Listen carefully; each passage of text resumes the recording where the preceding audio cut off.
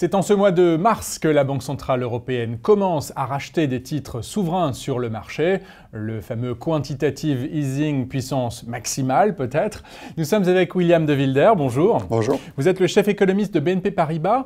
Pourquoi maintenant va-t-on s'intéresser à l'efficacité de ce QE de la Banque centrale européenne? C'est une question qui devient primordiale pour deux raisons. La première raison, c'est qu'il y a un impact très significatif sur le comportement des taux longs. En fonction de est-ce que la politique est efficace ou pas efficace. L'autre point qui est très important, c'est que lorsqu'il s'avérera que la politique est vraiment efficace, ça va donner un boost très important à la confiance des consommateurs, des ménages, des dirigeants d'entreprise. Maintenant, comment va-t-on évaluer l'efficacité de cette politique ?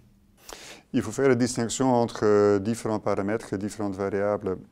La première étape consiste à regarder ce que j'appellerais les courroies de transmission de cette politique d'assouplissement quantitatif. Donc on va regarder le comportement des marchés financiers, l'euro, les taux longs, les spreads, la bourse. Ça, ce sont les indicateurs de marché de moyen terme, hein, si j'ose dire. Il y a quand même des objectifs finaux sur les marchés. Qu'est-ce qu'on va regarder là ?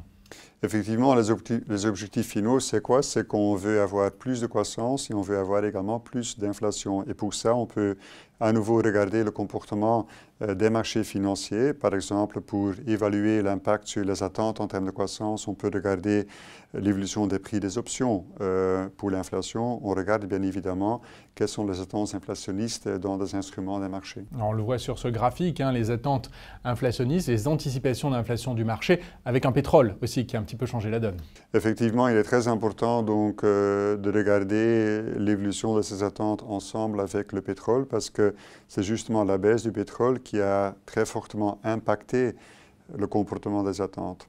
Ce qui frappe aujourd'hui, c'est que même si le pétrole a connu un certain rebond et même si les attentes ont rebondi un tout petit peu au moment où la Banque centrale européenne a annoncé le QE, après, il y a à nouveau un effritement, ce qui suggère que les attentes ne sont pas encore en train de monter.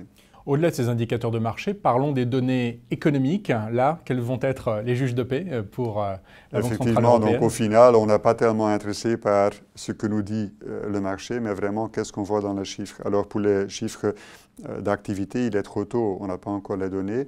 En revanche, ce qu'on voit au niveau des indicateurs de sentiment, qu'il y a clairement eu une amélioration. D'ailleurs, elle a commencé déjà au mois de décembre. Et ceci nous met également devant une question qui est très importante et difficile à répondre, c'est-à-dire qu'il y a eu une conjonction d'éléments. Non seulement le marché avait déjà anticipé qu'il y aura bel et bien assouplissement quantitatif, donc du coup, l'impact sur le sentiment, il a pu se manifester déjà avant l'annonce même. Et par ailleurs, n'oublions pas qu'il y a également la baisse de l'euro, la baisse du pétrole, qui sont des facteurs qui se greffent sur cette nouvelle politique monétaire. Donc c'est un peu difficile de faire la part des choses. Quelle est votre conclusion jusqu'ici concernant cette politique de la Banque centrale européenne? Je pense qu'on peut dire so far so good dans le sens où il y a eu un impact très important, très significatif sur le comportement des bourses.